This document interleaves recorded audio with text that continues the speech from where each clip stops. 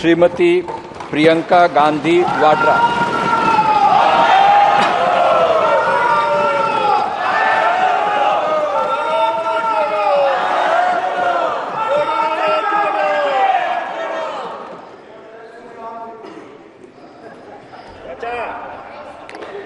मैं प्रियंका गांधी वाड्रा, जो लोकसभा की सदस्य निर्वाचित हुई हूँ, सत्यनिष्ठा से प्रतिज्ञा करती हूँ कि मैं विधि द्वारा स्थापित भारत के संविधान के प्रति सच्ची श्रद्धा और निष्ठा रखूंगी।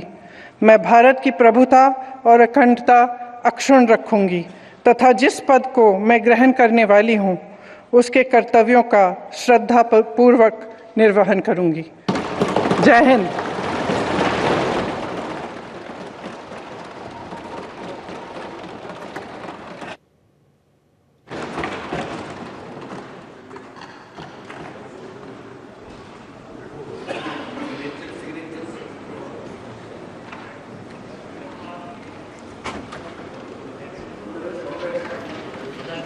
तेव्हा हातात संविधानाची प्रत घेऊन प्रियंका गांधी यांनी खासदारकीची शपथ घेतलेली आहे।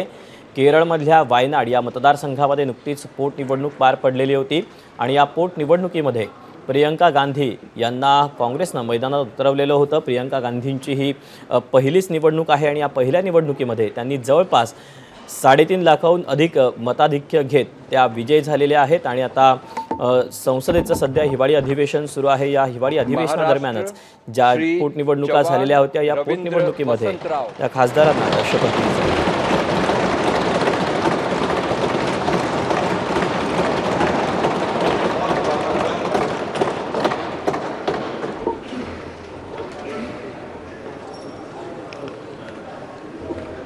मी रवींद्र वसंतराव चव्हाण लोकसभेचा सदस्य म्हणून निवडून आलो असल्याने परमेश्वरास स्मरून शपथ घेतो की मी विधिद्वारा स्थापित भारतीय संविधानाप्रत अनन्य श्रद्धा व निष्ठा बाळगीन। भारतीय सार्वभौमत्वाचे आणि भारतीय एकतेचे निर्वाराने आचरण करीन आणि जे कर्तव्य आता मला प्राप्त होत आहे ते नेकीने पार पाडेन। जय हिंद, जय महाराष्ट्र, जय संविधान। नांदेडच्या पोटनिवडणुकीमध्ये विजयी झालेले रवींद्र चव्हाण यांनी देखील आता खासदारकीची शपथ घेतलेली आहे। त्यांनी देखील हातात संविधानाची प्रत घेतलेली होती। श्री राम प्रसाद चौधरी,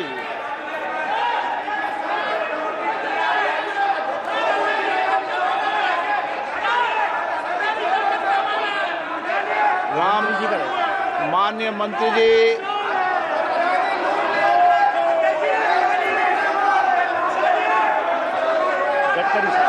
गडकरी साहब, जवाब पटल पर रखा हुआ है।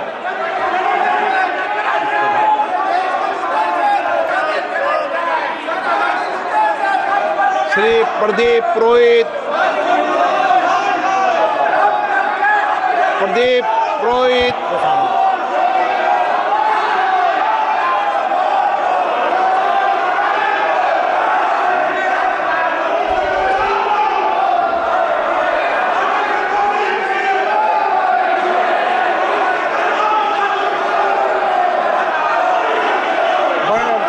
अध्यक्ष महोदय, मैं आपके जरिए मान्यवर मंत्री से ये जानना चाहता हूँ, क्या ब्रजराज नगर में NH-49 पर 4 लेन सड़क और आईवी नदी पर पुल बनाने का प्रस्ताव है और इन परियोजना के लिए कितना बजट आवंटित है? इन प्रस्तावों की वर्तमान स्थिति क्या है और यदि स्वीकृति नहीं हुई है तो देरी या अस्वीकृति के कारण क्या है?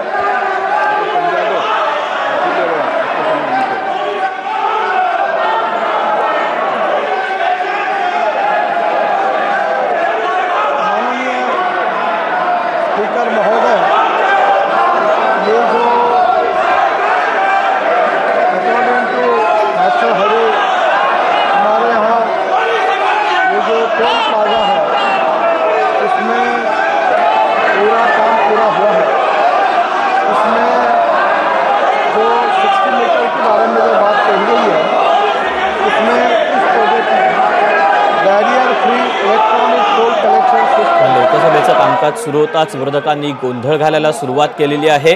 जिसके कारण अब इसके ऊपर मागच्या आठवड्यात सुद्धा जेव्हा संसदेचं अधिवेशन सुरू झालेलं होतं किंबहुना या दरम्यानच त्यावेळेला देखील विरोधकांनी मोठा गोंधळ घातलेला होता, ज्यामध्ये वक्फ बोर्डाचा मुद्दा असेल, त्यासोबतच अदानींचा मुद्दा असेल, असे विविध मुद्दे घेऊन त्यांनी या सगळ्याबद्दल बोलावं अशी मागणी केलेली होती। त्यामुळे लोकसभा आणि राज्यसभेचं कामकाज हे तहकूब करण्यात आलं होतं आणि त्यानंतर आता पुन्हा एकदा लोकसभेचं कामकाज सुरू झाल्यानंतर पोटनिवडणुकीमध्ये ज्या खासदारांनी शपथ घेतलेली आहे त्या खासदारांची शपथ झाल्यानंतर विरोधकांनी पुन्हा एकदा गोंधळ घालायला सुरुवात केली। चर्चा करने का पर्याप्त अवसर दिया जाएगा, लेकिन आप सदन को नियोजित तरीके से गतिरोध करना चाहते हैं।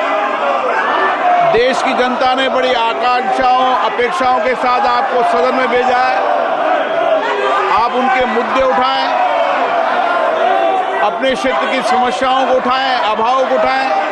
मैं आपको पर्याप्त दिया है और दूंगा, लेकिन जिन मुद्दों को लेकर इस देश का कोई संबंध नहीं है उन पर चर्चा करने के लिए नियम प्रक्रियाओं को अपनाया जाता है।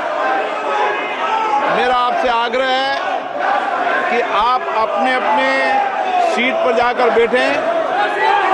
आपको पर्याप्त समय पर्याप्त अवसर देंगे, हर विषय पर देंगे, लेकिन ये गतिरोध का तरीका ठीक नहीं है। संविधान कि 75 वर्ष के अंदर संविधान सभा में भी डिबेट हुई थी, असहमति सहमति भी हुई थी, लेकिन मर्यादित आचरण रखा था। आपका ये मर्यादित आचरण नहीं है। आप अपनी अपनी सीट पर दें, मैं आपको पर्याप्त समय पर्याप्त अवसर हर मुद्दे पे दूंगा। आप सदन चलाना चाहते हैं, चर्चा करना चाहते हैं, सदन की कार्रवाई आज 12 बजे तक के लिए स्थगित की जाती है।